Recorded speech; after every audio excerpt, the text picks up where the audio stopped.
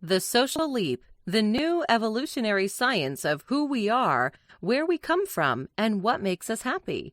William von Hippel. A few million years ago, our ancestors were forced to leave the rainforest and exchange it for the Savannah. According to William von Hippel, this move was probably the most significant event in the history of human evolution. Get ready to discover why. Expelled from Eden. About 6 or 7 million years ago, a group of chimp-like creatures left the rainforest and moved to the savannah. We are their descendants.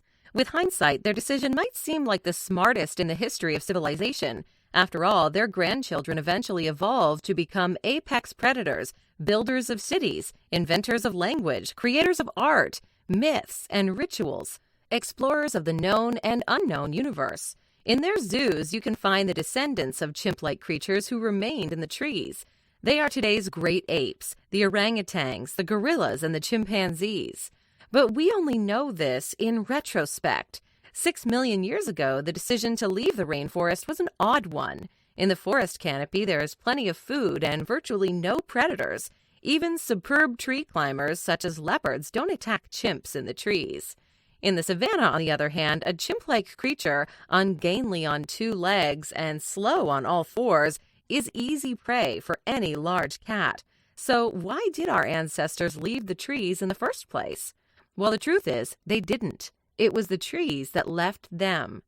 Tectonic activity along the East African Rift Valley caused changes in the climate and led to the drying of the rainforest on its east side. The chimp-like creatures that lived there suddenly found themselves in an unkind environment, deprived of fruits and leaf buds, and surrounded by all kinds of dangerous predators. They likely spent the first few thousand years hiding, but for some reason they were not happy with this solution. So rather than eking out an existence in the savannah, they decided to become active contributors in their future destiny. Change didn't come overnight, but over the next 3 million years, these chimp-like creatures learned to use their hands much better and started fending off predators by throwing stones at them. Soon enough, they discovered that just as an individual can use stones to defend against predators, a group of individuals can hunt prey via collective stone throwing. The discovery changed absolutely everything. Homo innovatio and Homo socialis. In the 1950s, a Soviet geneticist by the name of Dmitry K. Belyaev decided to domesticate the Siberian silver-black fox. So for the next 4 decades, he kept selecting only friendly foxes for reproduction. What he discovered in the end was quite startling. Selecting for sociability didn't only affect the behavior of the foxes, but also their physical traits. The domesticated foxes had floppier, drooping ears, curlier tails, and a shortened snout, and even different coat colors. Most fascinatingly, they were a lot smarter than the wild silver-black foxes. Why? 3 words: wheels on suitcases. It doesn't take a genius to invent the rolling suitcase, just as it doesn't take an experienced traveler to know how practical a solution this is. And yet, believe it or not, no one thought to put wheels on suitcases until 1970.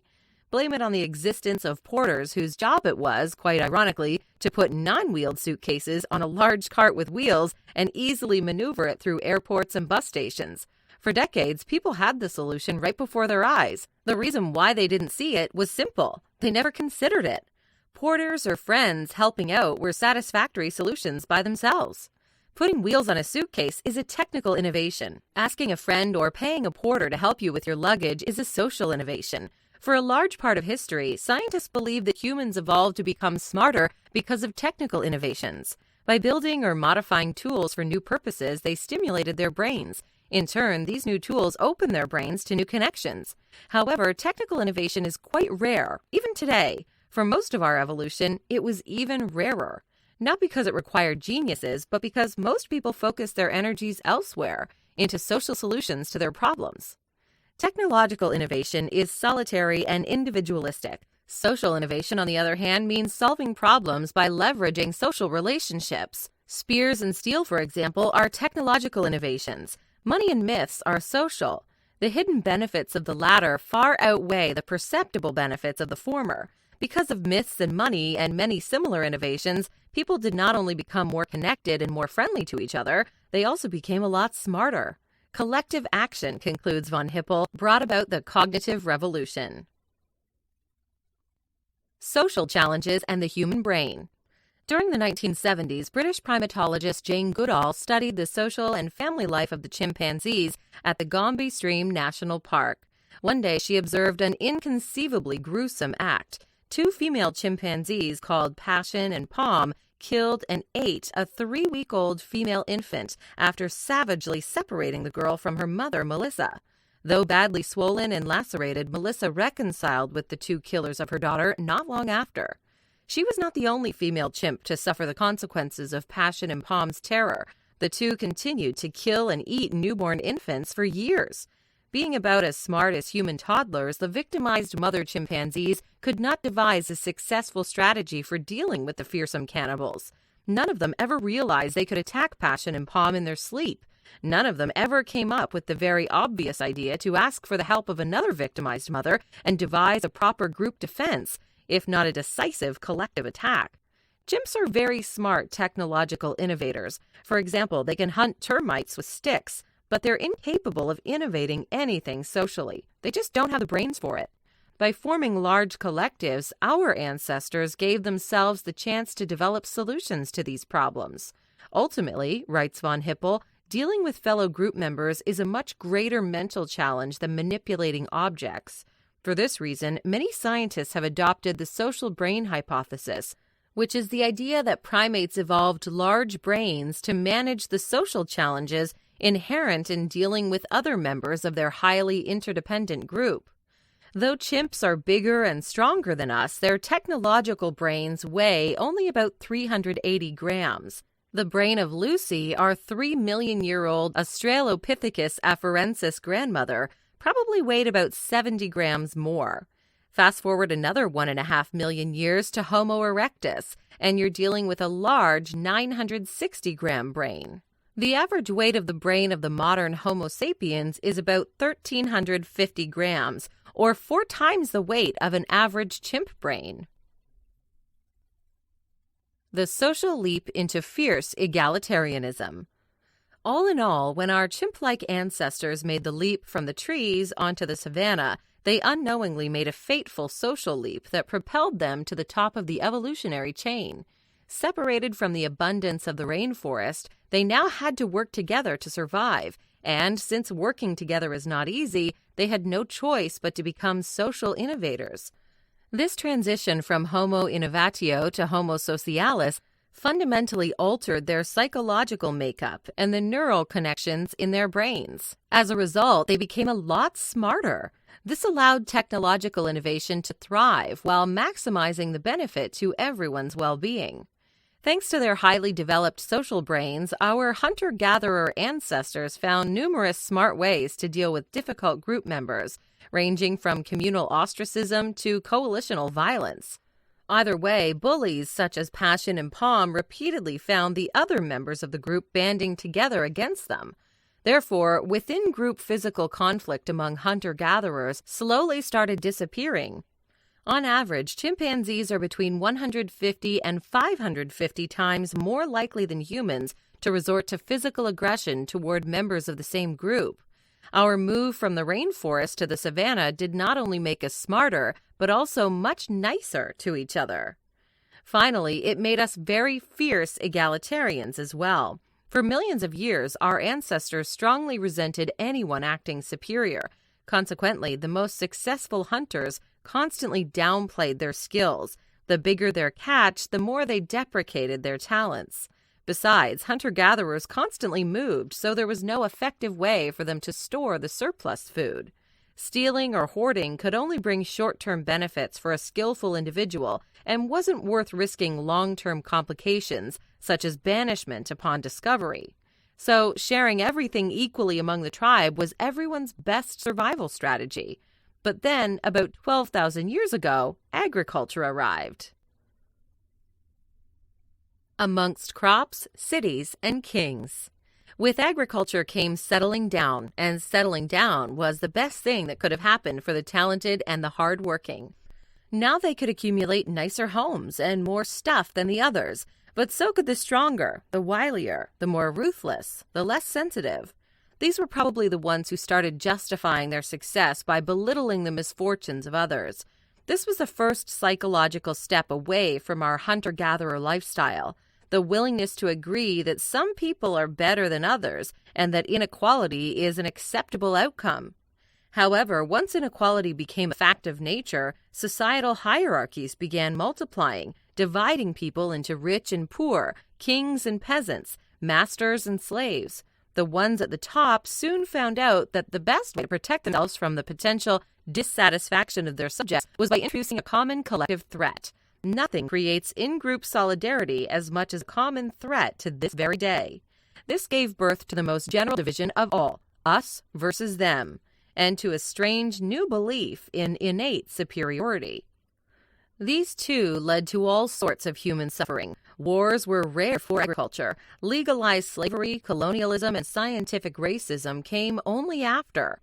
Paradoxically, since inequality demanded far more complex societal organizations than equality, with it the number of laws and rules also increased, slowly but surely limiting the freedoms of the rulers and improving those of the ruled. Finally, the philosophers of the Enlightenment rediscovered individual rights and started advocating in their favor. Several centuries later, we are still in the quest to win them for everybody, or better yet, to win them back, because hunter-gatherers had them for hundreds of thousands of years before the advent of agriculture. Evolution and happiness. Just like Homo sapiens in relation to individual human rights, let's also go back to the beginning of our story and ask what would have happened if the tectonic plates hadn't moved along the East African Rift Valley 6 million years ago. The answer isn't too difficult to guess. We wouldn't have grown as intelligent as we have. Moreover, if rather than choosing to fight big cats with rocks, our chimp-like ancestors decided to hide from them, we would have probably evolved similarly to baboons, whose solution to the dangers of savanna life was to group in large numbers to be more watchful and better defend themselves against predators. However, our ancestors chose to face their problems head-on. For whatever reason, they seem to have been rarely satisfied, constantly wanting more and more out of life. That is why they became us. Their dissatisfaction drove them. Contrary to intuitive expectations, the more evolved a species is, the less happy it must have been in the past, and the less its physiology is currently adapted for permanent peace and happiness. Hunter-gatherers remained living in stable societies for hundreds of thousands of years, not because they weren't smart enough to make technological breakthroughs, but because they had already found all the right solutions to their immediate problems, so they stopped bothering with progress. The world, however, doesn't belong to the perennially content. Evolution has programmed us differently. By providing us with temporary rushes of happiness, evolution has also supplied us with constant motivation to strive onward, toward the source of the next bliss. In a way, we've evolved so much not because we made all the right choices in the past, but because Mother Nature forced us to make many wrong ones. Leaving the rainforest was a mistake, saying yes to agriculture as well. Even so, by not choosing to look for short-term solutions to these issues, our ancestors turned them both into stepping stones to striking success. Otherwise stated, faced with a crossroads, they unwittingly took the path of relentless progress over that of lasting happiness. As a result, we, humans, conquered the world, but we grew less and less happy throughout the journey. Fortunately, there are still a few things we can do to find happiness within these evolutionary imperatives. Getting to the good life in 10 easy steps. Even though lasting happiness is a myth, in the words of von Hippel, approaching happiness from an evolutionary perspective can help us achieve it, at least some of the time. The following 10 steps are neither easy nor a guarantee for success, but they can help you to at least understand happiness, if not more. 1. Stay present. Humans alone, of all creatures, can turn over complex problems in their brains, imaginating and simulating outcomes. That is great for dealing with cannibals such as Passion and Palm, but very bad for enjoying the present. There are neither dinosaurs nor saber-toothed tigers anymore. Take a deep breath. You are probably safe in the present. Try to live in it as often as possible. 2. Seek out sweet moments. Nothing will make you permanently happier. Your biology works against you. So instead of being sad about the impermanence of positive feelings, accept this as a fact of nature and enjoy them while they last. Have more fun in your life. 3. Guard your happiness to stay healthy.